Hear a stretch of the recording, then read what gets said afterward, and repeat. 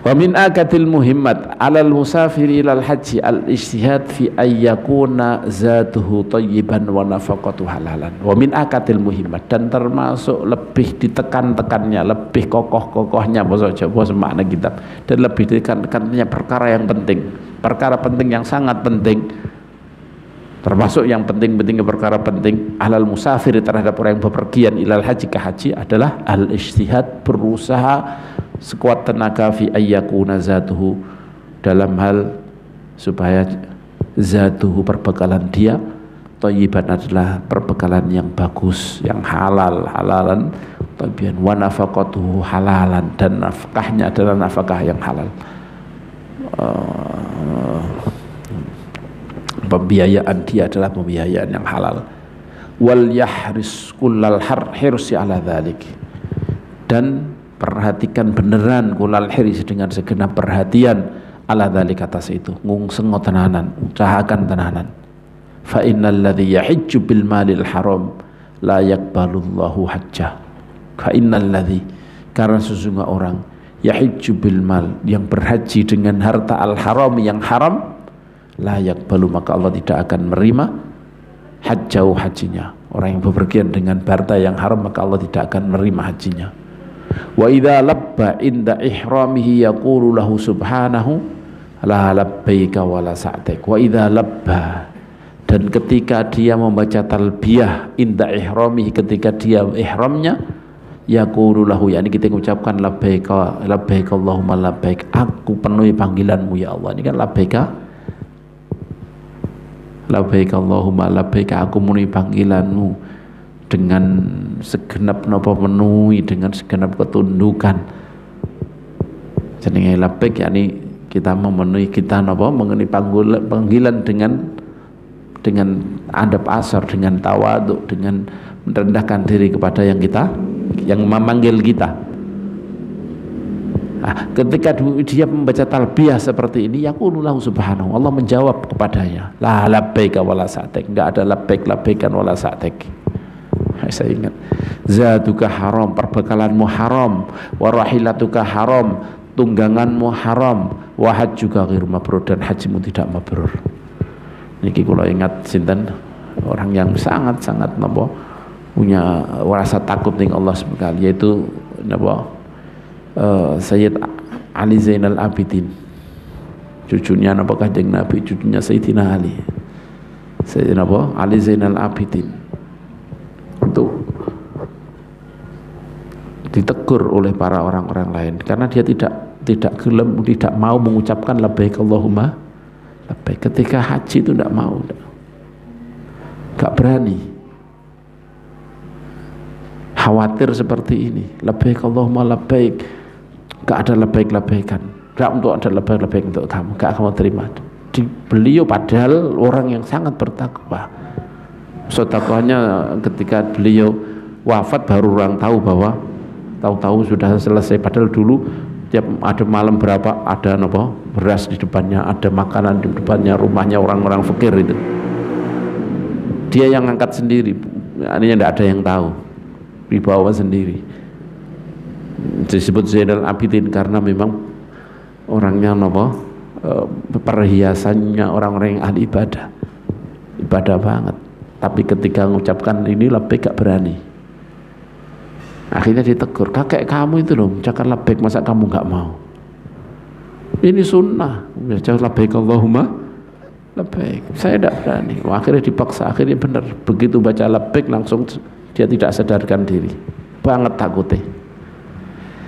Nah, orang-orang yang seperti ini tidak bisa dihukumi. Kalau orang biasa ya setengah wajib baca labbaik Allahumma labbaik, tapi bagi orang yang seperti ini sudah tidak bisa dihukum. Maka banyak wali-wali ini Gusti Allah sehingga bisa dihukum. Ya kok nong ini ya, memang dia punya keadaan yang kita tidak tahu. Nah, kalau ada orang biasa ngaku-ngaku gak berani mau coba labbaik, ya keplak wae. Nah, kalau saat ini kan begitu mengucapkan langsung dia langsung tidak sadarkan diri, banget takutnya. Ya, orang yang seperti tidak bisa dipaksa. Ya. Ini karena seperti ini kira ada kita ini perbekalan kita tidak tahu dari mana. Masya Allah, aku lagi ingat Al-Walid ini, termasuk Al-Walid ketika diberi uang dari pejabat, ketika ada kan pasti kan beliau kalau berangkat pasti menemui siapa wajah atau ketemu siapa, pasti kalau tahu haji kan pasti diberi disangoni. Itu biasanya beliau kalau seperti itu pasti dibelikan oleh-oleh yang senilai dengan harga itu. Kita yang disuruh, kita kadang-kadang ya, tapi alhamdulillah saya tidak pernah. Teman-teman itu kalau sudah seperti itu, untuk ini aja kok kadang dibelikan yang berapa gitu. Padahal itu biasanya dari orang itu, kemudian tidak jelas, mungkin beliau melihat itu tidak jelas, maka beliau belikan oleh-oleh yang senilai, kadang sampai pokoknya sampai mahal lah, sampai jutaan kadang beli oleh-oleh untuk nopo, karena untuk yang seperti ini benar-benar artinya ya di panutan kita, bahwa kita bisa manut pokoknya nopo golek, terutama dalam haji dan segala hal mestinya untuk nopo mencari yang benar-benar nopo halal. Wa yaqulullah ta'ala, dan Allah ngendika lilladzi, terpada orang yahiju yang haji bil malil halal, dengan harta yang halal, idza labba, ketika dia membaca talbiyah labbaika wa sa'daik, baca dia mengucap labbaika wa sa'daik, ketika dia membaca talbiyah Allah ngendika labbaika wa sa'daik, ini benar-benar kamu sudah mengabulkan undanganku, zatuka halal, perbekalanmu halal, warahilatuka halal, tungganganmu halal, wa hajjuka mabrur, dan hajimu adalah haji yang mabrur. Kadzalika warada fil khabar, seperti itu datang dalam sebuah hadis. Ya, disebutkan, diriwayatkan oleh Imam Tabarani, walaupun niki haji apa jenis niki hadisnya ada dhaif ini gini. Ahli tasawuf itu tidak, ahli-ahli orang yang melakukan seperti ini tidak terlalu mikir haji itu dhaif atau tidak dhaif, asal untuk fadhailul amal. Karena hadis ini ada ndak ada, Allah ngendika wisan innallaha thayyibun la yaqbalu illa thayyib. Allah ada thayyib, bagus, tidak menerima kecuali perkara yang bagus, sudah cukup itu. Adapun yang datang-datang yang lain ya kita ambil, asal itu tidak menjadikan sebuah hukum, asal tidak terlalu dhaif banget. Kalau dhaif banget, nah ini yang kadang-kadang ahli fikih itu, ahli tasawuf kadang-kadang ya kadang kebodon sidik-sidik.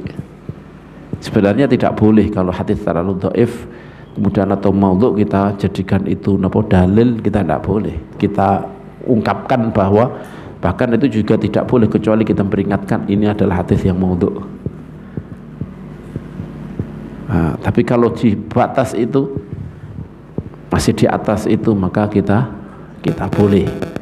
Maka Imam Bukhari, saya sering ulang, Imam Bukhari punya kitab Sahih Bukhari, tapi di samping itu juga beliau punya kitab namanya Al-Adabul Mufrad, punya kitab Al-Adabul Mufrad, di sana ada hadis dhaifnya.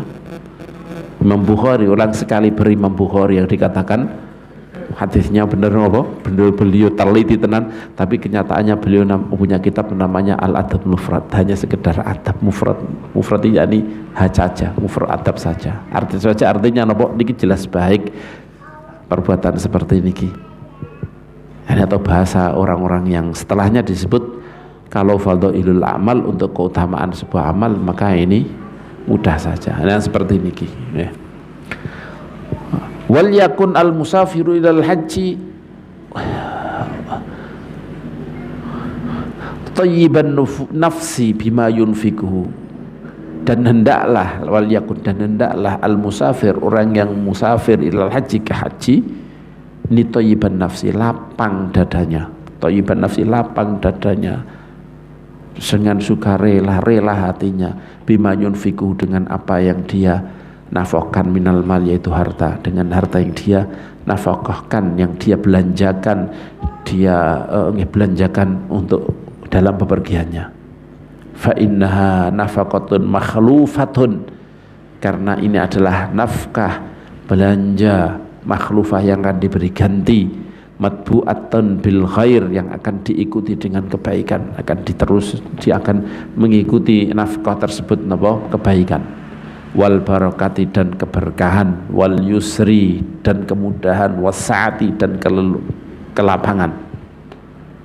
Wal qad warada dan benar-benar telah datang anan nafaqata fil haji kan nafaqati fisabilillah. Dan datang dari sebuah hadis terus bahan apa jenis ini ungkapan orang salaf, hadis lahirnya nafaqah belanja pembelanjaan untuk haji itu kan nafaqati kayak pembelanjaan fisabilillah di jalan Allah Subhanahu wa taala. Ad-dirhamu bisab'imi'ah, 1 dirham ini nilainya sampai dilipatkan 700. Wa mahmahanal kanal haj musiran, dan jika dan kalau orang yang haji orang yang kaya falyubalik, maka nemen-nemen ini apa jenis ini maka nemen-nemen maka usahakan benar-benar seriuslah fi tausi'in nafaqah dalam meluaskan nafkah alal fuqara wal masakin untuk orang-orang fakir dan orang-orang miskin. Saat ini kadang-kadang ya Allah, kadang-kadang golek ketika anak denda dan seterusnya niki golek sing paling murah. Bahkan orang ini senang ifrat, Kanjeng Nabi ifrat, tapi bukan ifratnya yang disenangi karena tidak ada denda, nggak harus nyembelih, akan repot itu. Kanjeng Nabi, saya ungkapkan Kanjeng Nabi ifrat kalau memang dikatakan ifrat, tapi beliau nyembelih unta 100. Iya kan beliau menyembelih 100 unta ketika haji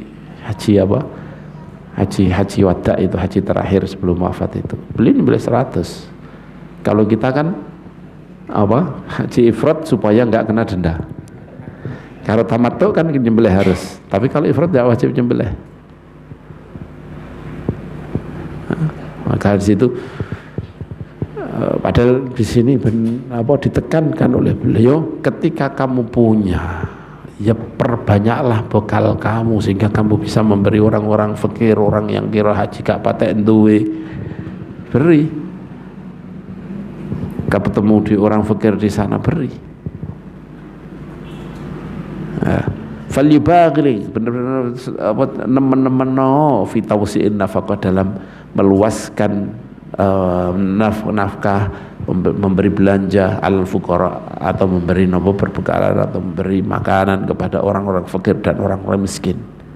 Wa badril ma'ruf, dan nemen-nemen dan seriuslah tenanano fi wa badril ma'ruf untuk memberikan kebaikan lid du'afa kepada orang-orang lemah wal muqillin dan orang-orang yang sedikit hartanya, khususan lihaula, terkhusus untuk mereka, untuk zahirnya ya ini untuk orang-orang yang haji mungkin, wali ghairihim dan kepada yang lainnya minal muslimin umuman secara umum, mukhlisan fi dzalika lillahi rabbil alamin, dengan sembari mengikhlaskan dalam hal semua itu untuk Allah rabbil alamin. Wal yakun fi safarihi mutawadhi'an mutakhashsyian mutamaskinan, dan jadilah di dalam safarnya dan hendaklah dia di dalam bepergiannya di haji itu mutawadhi'an, dalam keadaan tawadhu, mutakhashsyian mengkhusyuk-khusyukkan, mutamaskinan menenang-nenangkan, gak ini anteng, mutamaskin ono tafa'ul ini berarti artinya benar-benar ono usaha untuk melakukan itu benar-benar. Nek khosyian dalam khusyuk, mutakhasyi benar-benar dikhusyuk-khusyukkan, melebihi dari kepada khusyuk biasa. Fa'ala mithli hadhil awsaf yanbaghi lahu ayyafida 'ala Allah al-malikil jabbaril mutakabbir. Maka seperti sifat ini, dalam keadaan sifat seperti ini, mutakhasyian, mutawadhi'an, mutamaskinan, yang bagilahu sayukjanya sebaiknya untuk dia untuk berwufud datang kepada Allah, Raja yang maha perkasa, al-mutakabbir, yang mutakabbir, yang takabur, yang maha besar. Wala yakunu fi safari wa hajihi minal mustakbirin, dan janganlah dan tidak yang bagilahu alla yakuna, yani sayuksanya dia tidak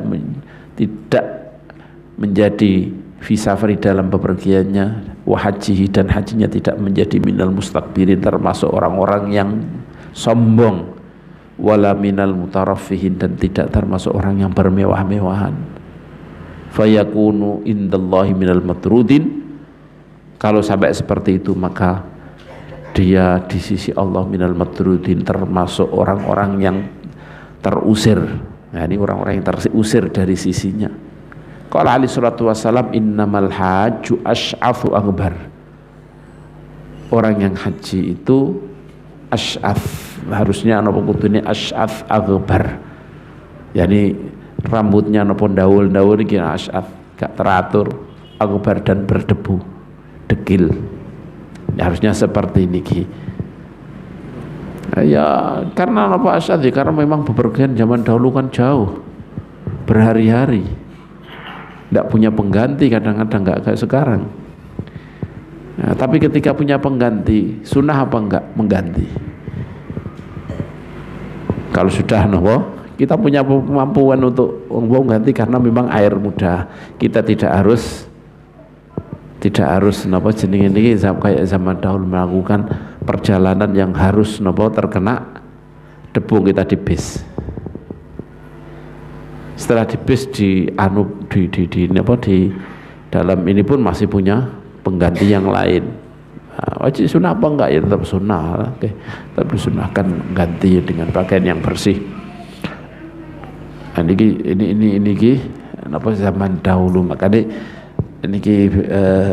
saya Abu Yazid Muhammad ketika orang yang ngritik haji niku kan wonten haji plus, ana sing haji biasa, kadang haji plus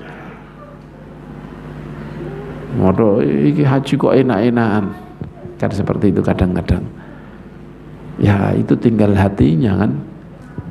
Kalau hatinya dia muqbilun ala Allah subhanahu wa ta'ala, ya memang tidak ada hati karena mewahan. Lain kalau memang dia niatnya memang wahan, ini yang dilarang. Niatnya adalah wahan, tapi memang ya supaya nyaman, supaya dia bisa beribadah dengan baik, supaya dengan ini ya nggak ada masalah. Yang ada masalah adalah ketika niatnya adalah bermewah-mewahan, ini yang bermasalah.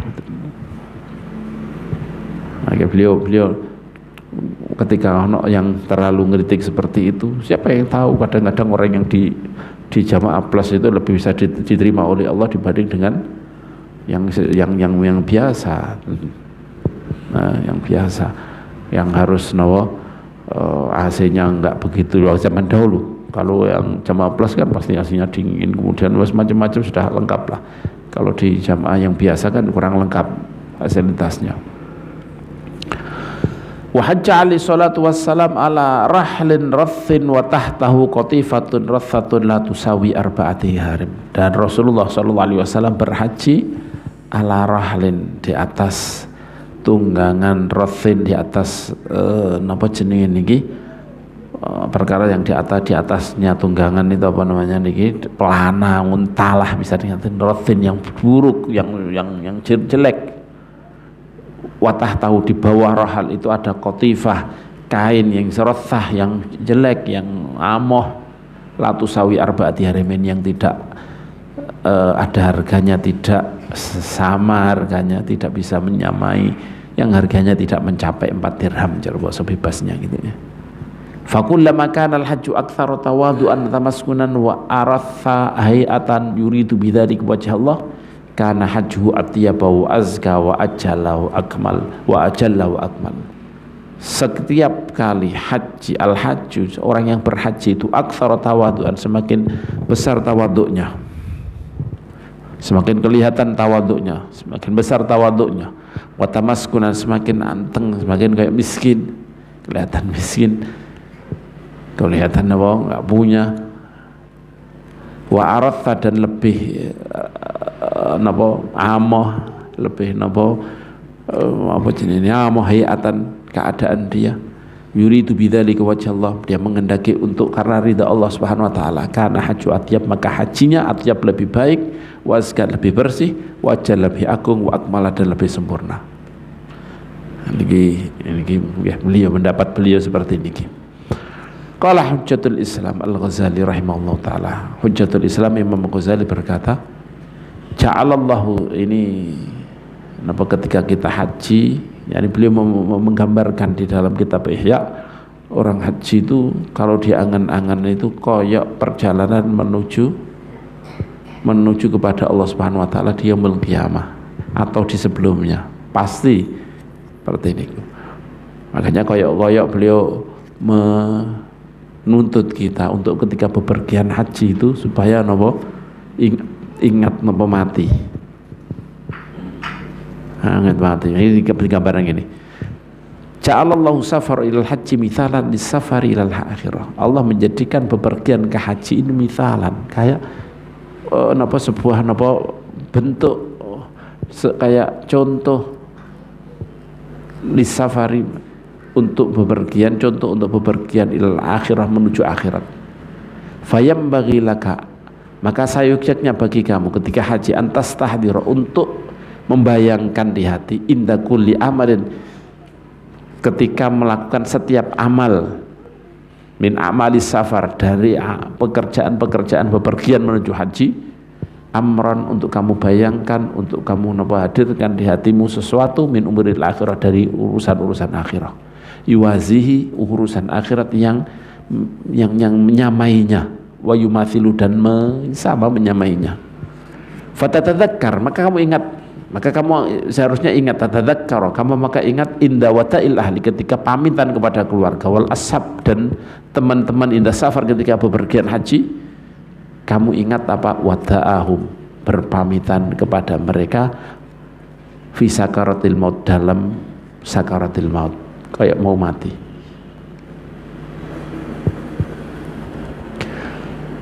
Wa man akhadha zata litariq,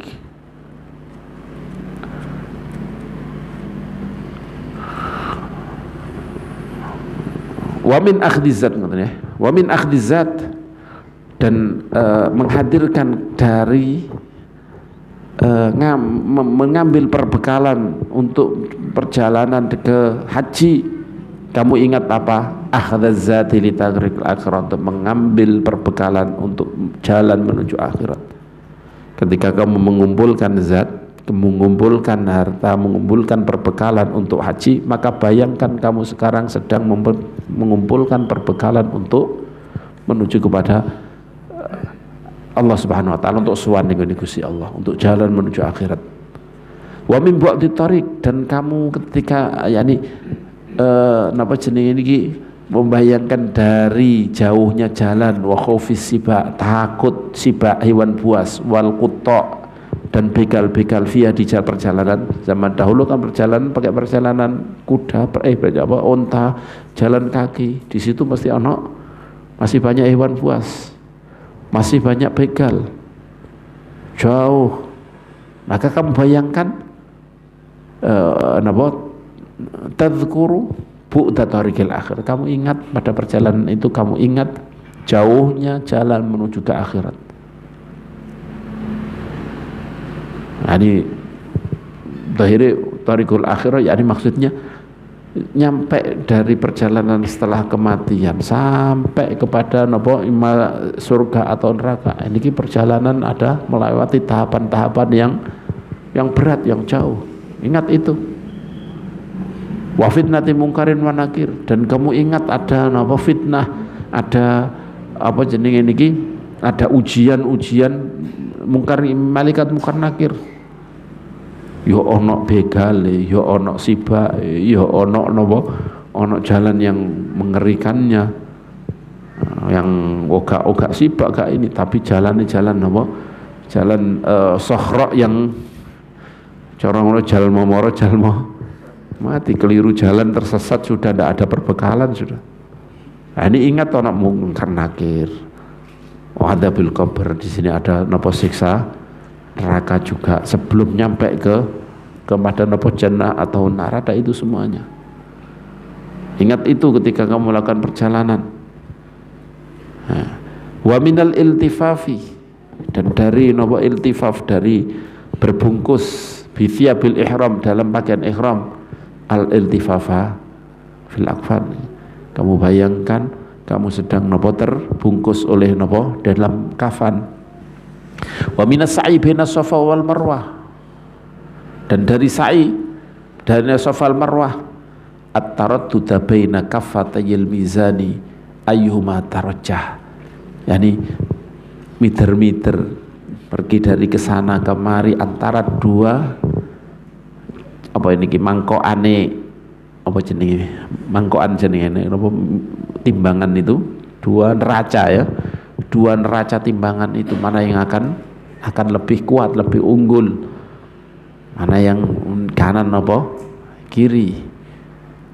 Jadi terbayangkan itu, sehingga apa? Sehingga ketika kamu lewat situ kemudian ingat, kemudian apa bisa apa khusyuk dengan Gusti Allah Subhanahu wa taala. Wa minal mauqif, dan dari mauqif, dari tempat wukuf, kamu ingat apa? Mauqif al-qiyamah, pada mauqifnya hari kiamat. Tempat apa berhenti, tempat berhentinya pada hari kiamat. Hadza kalamuhu, ini adalah ucapan beliau mulakhasan secara singkat. Bimakna, dengan makna, saya tidak menyebutkan secara lafziyah, secara napa redaksi beliau, tapi ini napa jenenge ini kandungannya seperti niki. Bimakna fangdurhu, kalau kamu mau ya fangdurhu, maka lihatlah ucapan Imam Ghazali fi mahali, di tempatnya. Wal amru kama dzakarahu, dan memang keadaannya, wal amru, dan keadaannya kama dzakarahu, sebagaimana yang beliau Imam Ghazali sebutkan rahimahullahu ta'ala, semoga Allah merahmatinya, wa jazahu anil muslimin, dan semoga Allah membalasnya sebagai balasan dari orang-orang Islam. Allah, kita minta kepada Allah semoga membalas untuk kita orang muslimin khairan, dengan balasan yang baik. Wa yambaghi, dan masih banyak yang harus dilakukan, tapi walhasil kita beri kesimpulan kalau sedikit napa jenenge niki haji niki adalah napa kewajiban yang nomor 5 yang harus kita lakukan dengan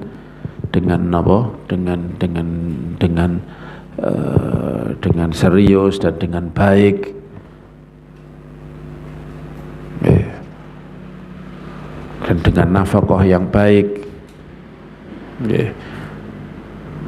Wajibnya kita tahu siapa yang harus napa haji, tapi andai kata memaksakan diri niki juga napa hal yang ini adalah napa hal yang sangat-sangat napa sangat baik, asal tidak kita melakukan itu dengan jalan napa melakukan keharaman, dengan jalan dengan berbekal yang haram umpamanya, dan tidak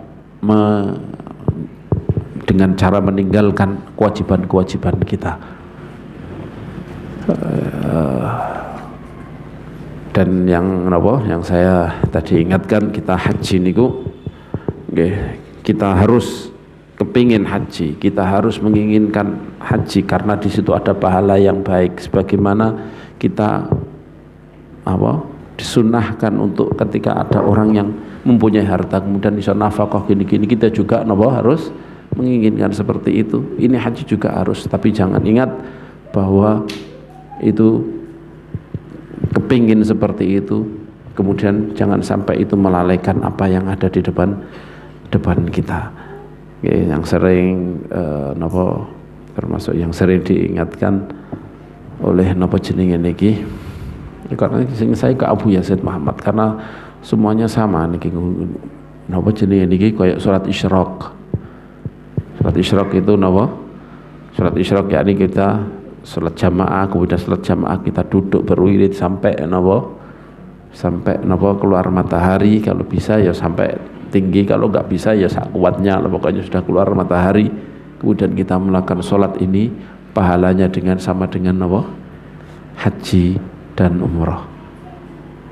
Ini saja, ada satu lagi sebenarnya tentang masalah umrah saat durunge haji. Itu gimana hukumnya? Imam Bukhari boleh. Menurut Imam Bukhari tidak apa-apa, tidak ada masalah.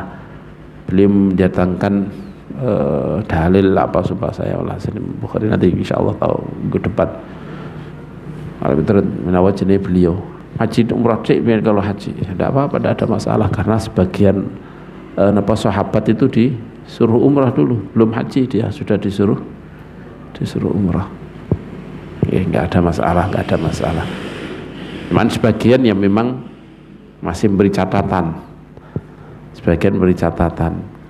Kalau dia niku napa dipakai umrah kemungkinan duit gak iso nggo gak kuat untuk haji.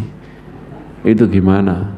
Sebaiknya daftar haji dulu atau umrah? Sebagian beri jawaban kalau memang sudah kayak sekarang ini antrinya terlalu lama tidak mungkin, umur tidak mungkin, ya tidak apa-apa buat umrah. Nah, ini nggak apa-apa buat umrah. Tapi bagi orang yang masih mungkin kan masih umur segini insya Allah masih nutut, ya wajib untuk nafkah haji. Untuk haji setelah niku umrah kalau ada uang lebih lagi untuk umrah. Nah, ini sebagian seperti itu. Tapi kalau dari kalau dengan Imam Bukhari bikin bab itu bagaimana hukumnya haji umrah sebelum haji, beliau datangkan secara umum, tapi beliau hanya gitu tok, tidak memberi tafsil, hanya seperti itu. Maka dohiri menurut beliau boleh, ini mungkin yang dipakai oleh orang-orang, tapi kalau saya ya haji dulu kalau menurut saya, karena Al-Walidi juga seperti itu, haji dulu. Kecuali bagi orang-orang yang kira-kira wis umur saiki umur pinten umur 50 tambah 30 umur 80 tidak mungkin sudah napa umrah dulu ya. Ini kan umur ke 70 kira-kira mau nyampe mau enggak. Terus umrah dhisik gak apa-apa, ngene ana lebihan haji monggo. Tapi kalau masih mungkin kan masih 30 umurnya, ya daftar dulu.